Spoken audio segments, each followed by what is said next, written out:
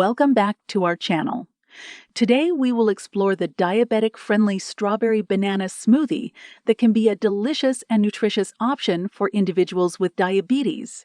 To keep the smoothie low in sugar and glycemic index, you can use low-carb, low-sugar ingredients.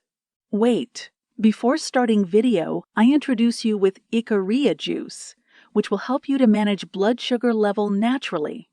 For more details, click the link in the video description below. Ingredients: 4 cups sliced fresh strawberries, 1 medium banana, sliced 1 6-ounce.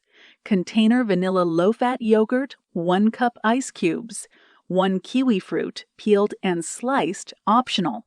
First of all, start by preparing your ingredients and gathering your blender. Place the frozen strawberries, banana, and vanilla low-fat yogurt in the blender. If you prefer a thicker consistency, you can add 1 or 2 ice cubes to the mixture. Taste the smoothie and adjust the sweetness if needed. If it's not sweet enough for your liking, you can add a small amount of a sugar substitute like stevia or a sugar-free sweetener of your choice.